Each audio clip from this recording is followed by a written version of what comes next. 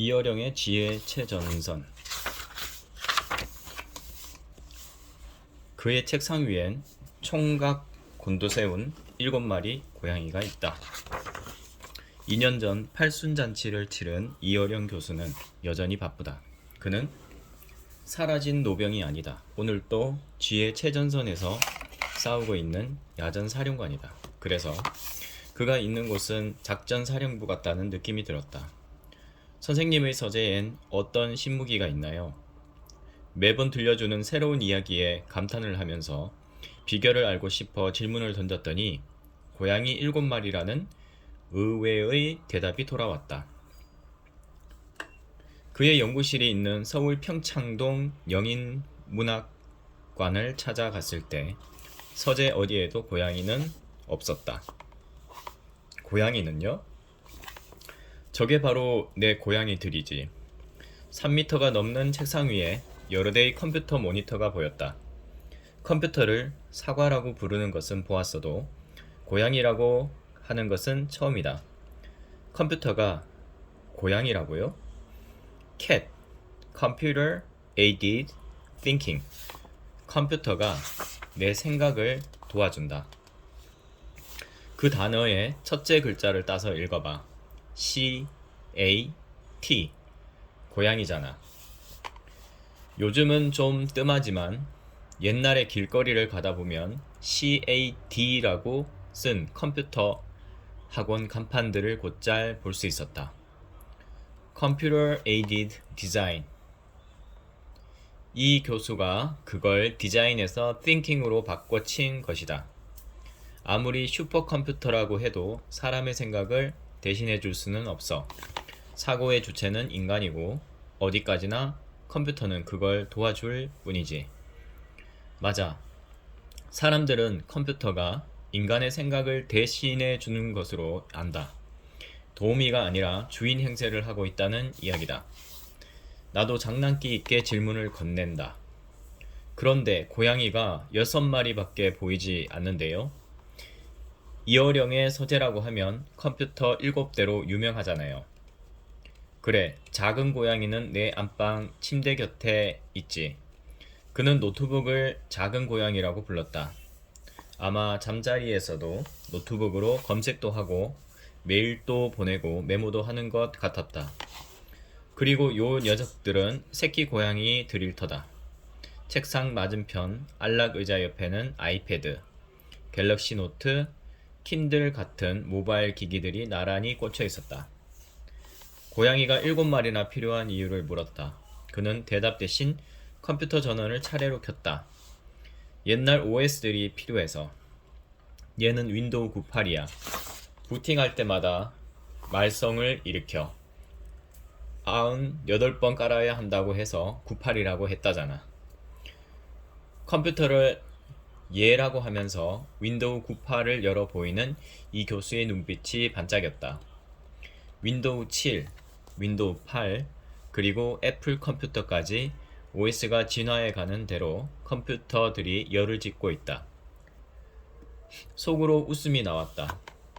그 7마리들은 할아버지, 아들, 손자, 증손자 줄줄이 대를 이어 얌전하게 앉아있는 고양이 가족 같았다. 이 교수는 88 올림픽 대본을 컴퓨터 워드 프로세서로 작성한 것으로도 유명하다. 문인 가운데 컴퓨터로 글을 쓰기 시작한 제1호라 해도 과언이 아니다.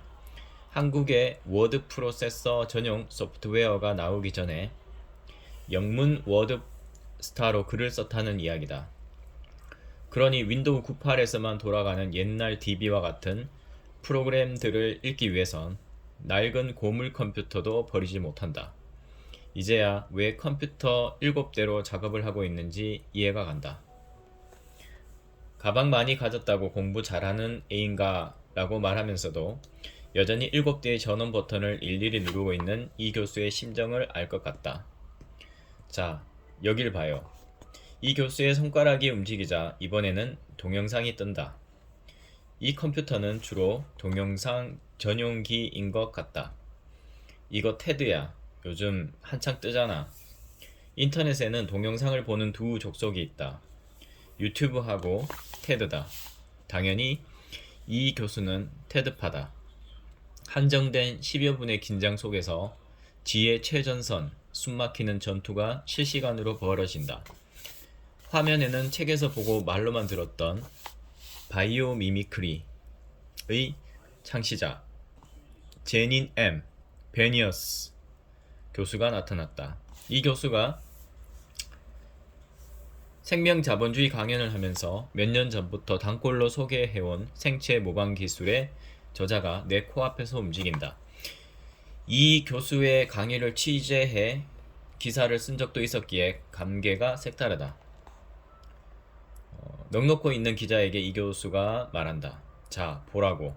이렇게 하면 동영상을 보는 10분, 15분 동안에도 완성도 높은 글을 쓸 수가 있는 거야. 다른 컴퓨터에 모니터가 켜진다. 동영상을 보면서 그 강의 내용을 마인드셋으로 정리한다. 뇌신경의 뉴런처럼 가지를 치면서 텍스트 파일이 열릴 때마다 그 속에 주요 요약문들을 즉석에서 입력한다. 그러고는 마술사처럼 내보내기 변환으로 그 화면을 순식간에 논문 양식의 워드 파일로 바꿔버린다. 그리고 그것을 다시 에버노트와 드롭박스에 저장한다. 이제 베니어스에 대해 글을 쓸 때에는 강연 내용을 에버노트에서 불러내기만 하면 돼. 이런 복잡한 작업이 가능한 건 바로 이 녀석들 덕분이지. 마인드젯, 에버노트, 드롭박스. 이런 앱까지도 녀석이라고 부르는 이 교수의 얼굴에는 기특하다는 표정이 역력하다. 이렇게 여러 대의 컴퓨터가 호환 가능하며 동시에 작업할 수 있는 열쇠는 바로 클라우드 컴퓨팅에 있다.